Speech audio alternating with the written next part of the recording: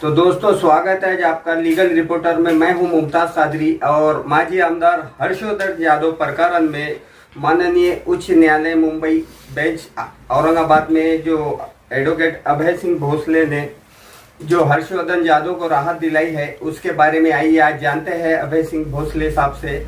उन्होंने किस तरह से कोर्ट के सामने अपनी बात रखी और कोर्ट ने किस तरह से उनकी बात को माना। तो आइए फिर से एक बार अभय भैया का स्वागत है। अभय भैया स्वागत है आपका लीगल रिपोर्टर दैनिक अमन वार्ता न्यूज 92 में। शुक्रिया, आप अमन वार्ता की तरफ से हमारे पास आज ये न्यूज कवर करने के लिए आए हो।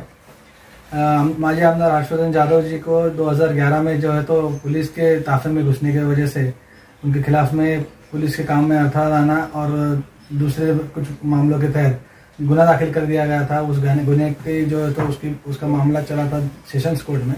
सेशंस कोर्ट ने उनको 1 साल की सज़ा सुनाई थी। उसके बाद में 2017 में माननीय उच्च न्यायालय ने उनको जो है तो जमानत पे रिहा कर दिया था। वो जमानत जो है तो अभी तक कायम थी। 2021 तक जो है तो उनके खिलाफ में उसके बाद में 3 अलग अलग तरीके के गुने दाखिल हुए। एक गुना जो है तो चतुश्रृंगी पुलिस स्टेशन पूना में 307 के तहत, एक क्रांति चौक पुलिस स्टेशन औरंगाबाद में एट्रोसिटी कलमों के तहत और एक किशोर पुलिस स्टेशन में आचार का गुना दाखिल हुआ था। तो उसका सबब लेके सरकार पक्ष की तरफ से दावा किया गया था कि हर्षवर्धन यादव जी के ऊपर जो गुने बाद में दाखिल हुए हैं तो इनका गुनेगारी रिकॉर्ड देखते हुए इनको जो जमानत दी गई है वो जमानत रद्द की जाए। तो इस मामले की सुनवाई न्यायमूर्ति श्रीमान RN जोशी साहब के पास में आई थी। उनके सामने जब सुनवाई हुई, उस सुनवाई में ये देखा गया कि जो राजकीय व्यक्ति है उनको समर्थकों के सरीके विरोधक भी रहते हैं और इस विरोधकों के तहत जो है तो ये इस तरीके के गुने दाखिल हो सकते हैं। इसलिए ये सारी बातों को नज़र में रखते हुए उन्होंने जो तो वो सरकार पक्ष की जो याचिका थी उसको खारिज कर दिया और उनको राहत दिलाई। तो भैया मेरा एक आपसे सवाल रहेगा कि भैया अगर 19-20 कुछ हो सकता था तो क्या इसमें हर्षवर्धन यादव के राजकीय जो अभी आप जिस तरह से हर्षवर्धन यादव का आज BRS में एक नया स्टैंड लेके चल रहे तो क्या उसके ऊपर असर हो सकता था क्या? अभी देखिए, जमानत मिलना ये एक तरह की राहत होती है और जमानत के बाद अगर वो जमानत रद्द की जाती है तो उनको तुरंत जो है तो एक तो सरेंडर करना पड़ता था या फिर उनको जो है तो इसके खिलाफ में सर्वोच्च न्यायालय के पास दाद मांगनी पड़ती थी। लेकिन ये सारी चीजें जो है तो उनको कहीं ना कहीं कठिनाई परेशानी तैयार कर सकती थी और नया जो कोई पक्ष उन्होंने अभी नया जिम्मा संभाला है उसमें मतलब कुछ तरीके से जो है तो रोड़ा डाला जा सकता था। तो भैया आज जो है जिस तरह से उनको कोर्ट ने राहत दी तो भैया क्या ये आगे उनको तकलीफ इसमें हो सकती है या नहीं हो सकती? अभी उसमें जो है तो माननीय न्यायालय ने ये भी लिखा गया है कि इसमें जो तो अगर कोई गंभीर स्वरूप का गुना उनके खिलाफ में दाखिल हुआ या फिर उसके बाद कोई गंभीर परिस्थितियां निर्माण हुई जिसमें जो है तो उनको बाहर रखना या रिहा रखना या उनकी जमानत का मिसयूज हो, जो उनको जमानत कोर्ट ने दी है उसका उन्होंने गैर फायदा उठाया, ऐसा कुछ आया तो ही कोर्ट के सामने सरकार पक्ष आ सकता है। हर मामले में हर बात के लिए सरकार पक्ष अभी दावा नहीं कर सकता है। इसलिए अभी तो फिलहाल उनके खिलाफ में कोई कार्रवाई करने की गुंजाइश नहीं है। तो भी अगर कुछ ऐसी परिस्थितियां निर्माण होती है तो कभी आगे चल के हो सकता है कि सरकार पक्ष वापस इस तरीके का कोई आरोप माननीय न्यायालय के सामने रखे। तो भैया इसमें और किस तरह के आपको तकलीफ उठाना पड़ी, कोर्ट को किस तरह से आपने बताया गया, जरा उसके बारे में भी एक रोशनी डालिए। अभी इसमें जो तो तकलीफ तो ऐसे उसमें नहीं थी। ये था कि भाई उनके खिलाफ में एक 307 का गुना था जो पुणे में दाखिल किया गया था, एक एट्रोसिटी का गुना था जो औरंगाबाद में था।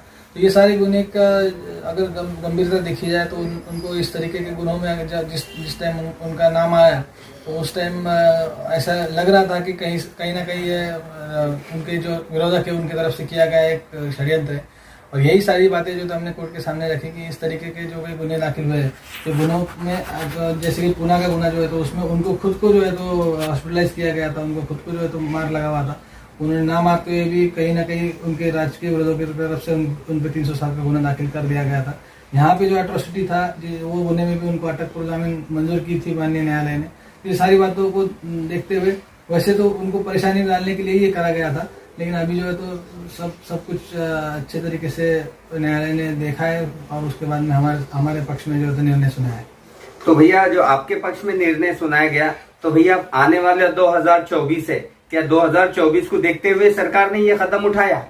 अभी इसमें हम लोग तो बोल नहीं सकते किस तरीके से हुआ है, लेकिन कहीं ना कहीं यहाँ पे राजकीय विरोध है। बाद में सरकार पक्ष का इस तरीके का अर्जी आना, ये जो रूटीन प्रोसीजर है, तो ये सारी चीजें देखते हुए कहीं ना कहीं उनके विरोधकों का काम हो सकता है, लेकिन हम इसको कोई बिना सबूत किसी के खिलाफ अपन कोई आरोप कर नहीं सकते। भैया जनता में ये चर्चा है कि माननीय हर्षवर्धन यादव माजी आमदार फिर से खासदार का इलेक्शन लड़ रहे हैं, इसलिए उनके विरोधक जी ये काम कर रहे हैं, तो भैया इसके ऊपर आपका क्या बोलना है? अरे ये तो सारी राजकीय बातें, अभी हमारे को जो तो कोर्ट के और उनके मामलों के बारे में जानकारी हो सकती है, लेकिन अब उनके जो भी राजकीय निर्णय है उसके बारे में तो शायद आप उनसे ही पूछना चाहिए। तो भैया इसमें हर्षवर्धन यादव से आपकी मुलाकात हुई, उन्होंने आपको क्या बताया ये मैटर के बारे में, और आपने किस तरह से मैटर डील की?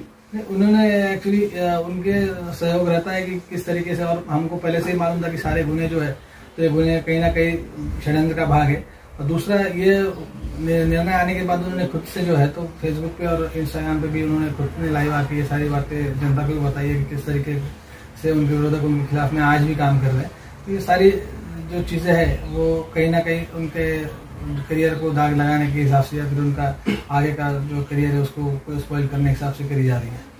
तो भैया अब एक सवाल मैं आपसे ये लेना चाहूंगा भैया कि इसके पहले जो 307 है और जो भी गुने आप बता रहे भैया, और जो गुने इनके ऊपर हुए, तो भैया इनके ऊपर आगे और कुछ तकलीफ आ सकती या नहीं आ सकती? राजकारण में वो पूरी तरीके से आज भी एक्टिव है, तो ये बातें तो होने वाली है आगे चल के। अभी विरोधक और अभी जिस तरीके का राजकारण है, कोई किसका है नहीं, कोई सगा नहीं, कोई दूजा नहीं, इस तरीके से तो आगे चल के हो सकता है कि कोई ना कोई परेशानी डाले, लेकिन ठीक है, अभी तक आज तक जैसे उनको सलामत रखा है उसी तरह से भगवान सलामत रखे।